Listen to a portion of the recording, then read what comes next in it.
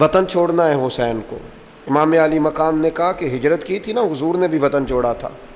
دور کھڑے ہیں نانا تیرے کرم کے خزینے کی خیر ہو، میں جا رہا ہوں تیرے مدینے کی خیر ہو. پھر حسین ابن علی وہاں سے نکلے، بچے ساتھ. ڈٹنا پڑا، بھوک پیاس، بچوں کا ساتھ، پھر بچوں کی شہادتیں، یہ ساری چیزیں انسان کو کمزور کر دیتی ہیں نا. لیکن جس کی شان بڑی ہوتی ہے اس کی آزمائش بھی بڑی ہوتی ہے.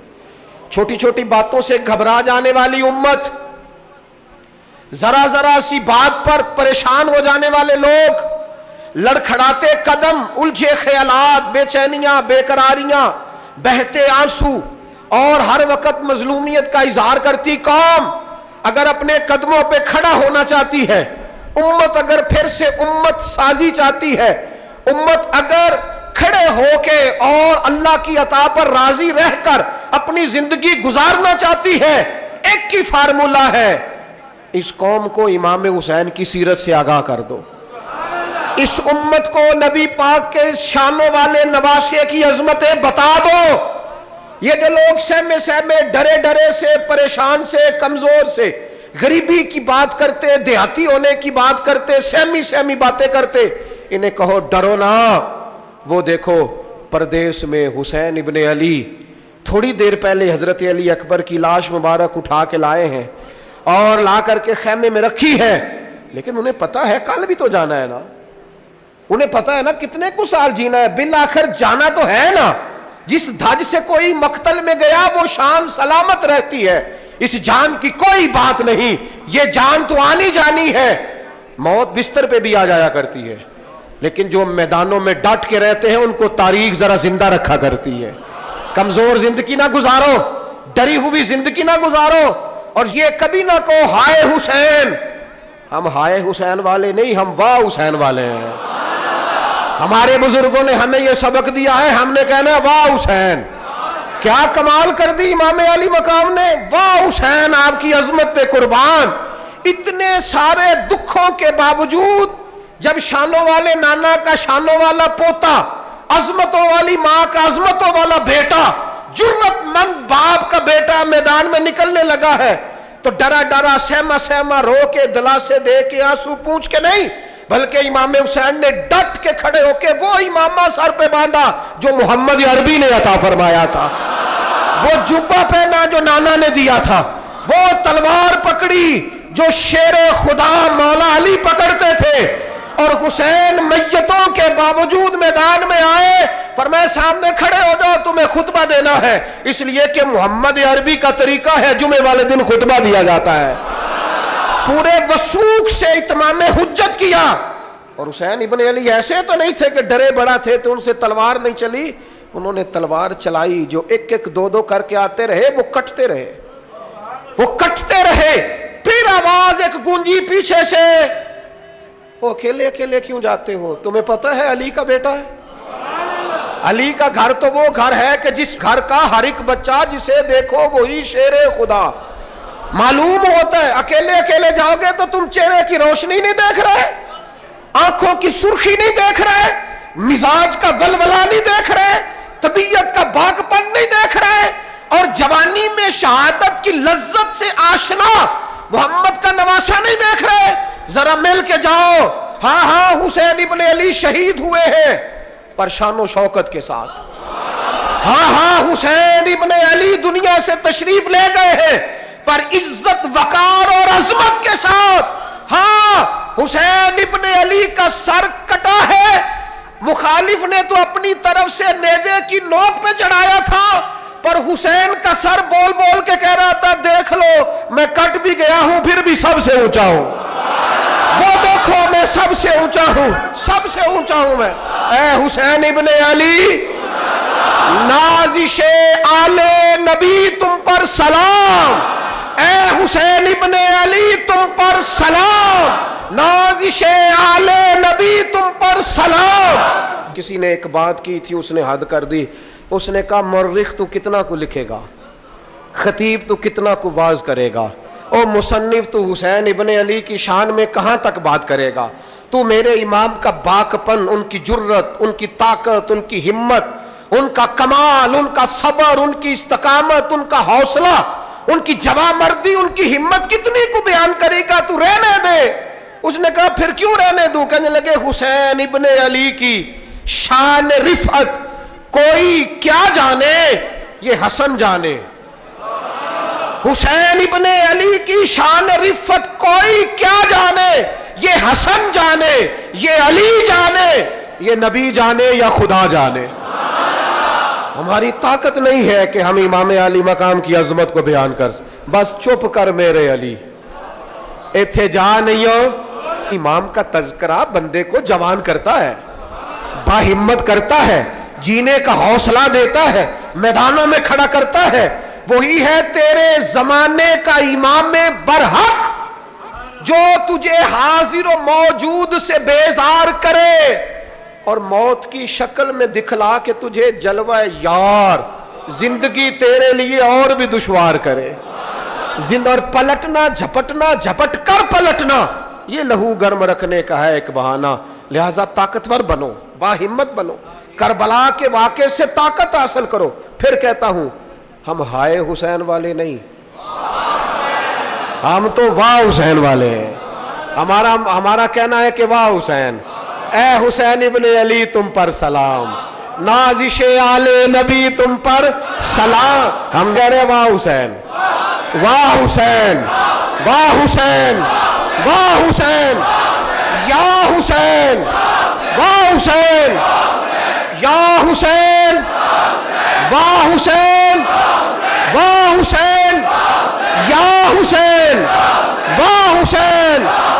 اپنے مزاج میں طاقت پیدا کرو، اپنے بچوں کو یہ قوت ارادی، قوت فیصلہ آنے والی نسل کو منتقل کرے، یہ ہمت، جذبہ۔ یہ وقت بدلتا رہا، یہ دور تبدیل ہوتا رہا، لوگوں نے اپنی بادشاہیاں قائم کرنے کے لیے بڑے بڑے قتل کیے، ہلاکو خان نے انسانی کھوپڑیوں کے مینار بنائے، لوگوں نے بڑے بڑے ظلم کیے، جبر کیے، خوف اور ہراس پھیلایا، اپنے اقتدار پکے کرنے کے لیے بڑے بڑے جبر کیے۔ پھر کیا ہوا؟ ایسی ایسی بیماریاں لگی جن کے علاج ہی کوئی نہیں تھے دنیا میں، بھری ہوئی تجوریاں، پیسے باہر گر رہے ہیں، پر ڈاکٹر کہہ رہا ہے تیرا مرضی وہ ہے جس کا علاج ہی کوئی نہیں۔ اللہ تبارک و تعالیٰ کے قانون سے جب لوگ ٹکراتے ہیں پھر پاش پاش ہو جاتے ہیں۔ وقت گزرا، ٹائم یزید کا آیا، وقت گزرا تو ٹائم عبید اللہ ابن زیاد کا آیا، ٹائم شمر کا آیا۔ 1450 سال گزرنے کے بعد اس ہزاروں کے مجمع میں سے ایک ایک بچے کو حدیث یاد ہے کہ حسن اور حسین جنتی جوانوں کے سردار ہیں۔ بتاؤ یزید کو نہیں آتی تھی؟ شمر کو نہیں پتا تھا؟ کلمہ تو پڑھتے تھے نا یہ؟ عبید اللہ ابن زیاد کو نہیں پتا تھا؟ نبی پاک علیہ السلام کے کندھوں پر حسنین رہے، ان سب کو پتا نہیں تھا؟ یہ جانتے نہیں تھے کہ یہ وہ حسنین کریمین ہیں جن کو حضور سنتے تھے، فرماتے تھے یہ میرے پھول ہیں دونوں؟ کیا بات رضا اس چمنستان کرم کی، زہرا ہے کلی جس میں حسن اور حسین پھول۔ آج 1450 سال گزرنے کے بعد امت کو حدیث آتی ہے کہ نبی پاک علیہ السلام نے فرمایا جس نے حسن اور حسین سے پیار کیا اس نے مجھ سے پیار کیا، جس نے ان سے بغض رکھا اس نے مجھ سے بغض رکھا۔ کلمہ پڑھتے تھے، مسلمان کہلاتے تھے۔ 10 محرم کو جمعے کا دن تھا، امام حسین امامہ باندھ کے گھوڑے پر بیٹھ کر خطبہ دینے لگے تو ایک شخص اندر سے بول کے کہنے لگا حسین تقریر لمبی نہ کر، ہمارا جمعہ لیٹ ہو رہا ہے۔ بلے و نمازیو، سامنے وہ شخصیت کھڑی ہے جس پر ابھی درود پڑھیں گے نماز میں، اللہم صلی علی محمد وعلی، ابھی درود پڑھیں گے حسین ابن علی پر، ابھی شہید کر کے ابھی درود پڑھیں گے، وہ سامنے کھڑے۔ اور امام حسین کا ایک جملہ تاریخ نے یوں لکھا ہے کہ شاید ریت کے ذرے بھی تڑپ گئے۔ امام علی مقام فرمانے لگے مجھے غور سے دیکھو، تمہیں پتہ ہے میں کون ہوں؟ تم جانتے ہو میں کون ہوں؟ نبی پاک نے فرمایا تھا یہ حسن اور حسین میرے بیٹے ہیں کیونکہ میری بیٹی کے بیٹے۔ تمہیں پتہ ہے میں کون ہوں؟ سامنے امام حسین کھڑے، فرمایا مجھے جانتے ہو؟ اور امام علی مقام فرمانے لگے میں تمہارے نبی کا نواسا ہوں، اور آج کے بعد تمہیں کسی نبی کا کوئی نواسا نہیں ملے گا، کیونکہ نبی پاک آخری نبی ہیں، اور جب حضور کے بعد کوئی نبی نہیں آئے گا تو کسی نبی کی اولاد کیسے ہوگی؟ تمہیں آج کے بعد کسی نبی کے نواسے کی زیارت نہیں ملے گی۔ میں کیسے آپ سے یہ بات آپ کو عرض کروں کہ سامنے حسین ابن علی بھی ہوں تو لوگ نفس کی خواہشیں پوری کرتے ہیں، لوگ اپنی کرسیاں پکی کرتے ہیں، لوگ گورنریاں پکی کرتے رہے، لوگ گڈ بک میں جانے کے لیے ایک دوسرے کو شاباشیاں دیتے رہے، جشن ہوتا رہا۔ سب سے پہلے ایک شخص نے امام حسین کا قافلہ روکا تھا، اس کا نام حور بن یزید تھا، سب سے پہلے اس نے روکا تھا، وہ ایک لشکر کا سپہ سالار تھا۔ جب امام حسین رضی اللہ تعالیٰ عنہ نے خطبہ پڑھا نا تو حور یزیدی فوج میں تھا، واپس گیا اور عبید اللہ ابن زیاد سے جا کے کہنے لگا، یا جو بھی وہاں لوگ موجود تھے یزیدی فوج کے، ان سے کہنے لگا تم نے تو کہا تھا کہ صرف راستہ روکنا ہے، تم نے تو کہا تھا کہ صرف ان سے کچھ منوانا ہے، تم نے تو جب مجھے بھیجا تھا تو کہا تھا کہ بس تھوڑے معاملات ہیں، اوہ سچ بتاؤ نبی کے نواسے کو شہید کرو گے؟ تم نے تلواریں نکال لی ہیں، نیزے نکال لیے ہیں، تیر نکل آئے ہیں، تیاری مکمل ہے، مجھے سچ بچاؤ، کیا حسین ابن علی کی گردن پر خنجر چلانے لگے ہو؟ سیدہ فاطمہ کا جگر پارا شہید ہوگا، کیا یہ خبر سچ ہے؟ یوں ہوگا؟ تو کہنے لگے ہاں یہی حکم ہے ہمیں، یہی تیاری ہے، یہی پروگرام ہے، یہی پلان ہے، یہی ہوگا۔ کہنے لگا میں اور آپ تو مدینے والے رسول کا کلمہ پڑھتے ہیں، تو کیا محبوب کے نواسے کو ذبح کرو گے؟ جناب علی اکبر کو جن کا چہرہ رسول پاک سے ملتا ہے، حضرت قاسم بن حسن کو، جناب علی کے بیٹوں عباس بن علی کو، حضرت علی کے بیٹے ابو بکر بن علی کو، حضرت علی کے بیٹے عمر بن علی کو، حضرت علی کے بیٹے یہ بھی 3 کربلا میں موجود، حضرت عثمان ابن علی کو، ان کو شہید کرو گے؟ نے کہا ہاں تیاری ہو گئی ہے۔ تو سب کے ضمیر مردہ نہیں ہوتے، ہاں بڑی بڑی سخت جگہوں پہ پھول اگتے ہیں۔ حور نے جب ان سے کہا کہ تمہارا پکا ارادہ ہے، کہا پکا ارادہ ہے، تو اس نے کہا یہ زرہ پکڑو، یہ عہدہ پکڑو، مجھے تمہارا دیا ہوا عہدہ نہیں چاہیے، حسین کے نانا کی دی ہوئی جنت درکار ہے، یہ رکھو اپنے پاس، مجھے تمہارا۔ ایڑی لگائی اس نے اور دوڑا اور امام حسین کے قدموں میں گیا،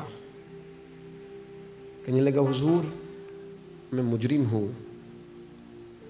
میں خطا کار ہوں، میں نے سب سے پہلے آپ کو روکا تھا، پر مجھے قسم ہے اللہ کی میں جانتا نہیں تھا ان کا ارادہ کیا ہے، حضور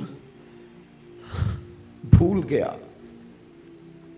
غلطی کر بیٹھا، یہ انتے ہوں گے، ان کی آنکھوں پہ پٹی بندی ہوگی، اور مجھے تو پتہ ہے نا کہ دنیا کو پھر محمد کا نواسا نہ ملے گا، مجھے خبر ہے،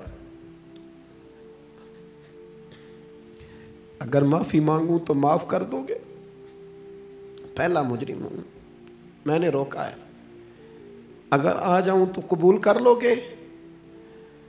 یہ ظرف، یہ حوصلے، یہ توانائیاں اگر ہیں تو سیدہ فاطمہ کے دودھ میں ہیں، یہ شیر خدا کی تربیت میں ہیں، یہ محبوب نے جو ان کی زبانوں کو چوسا تو اس کرم میں ہے۔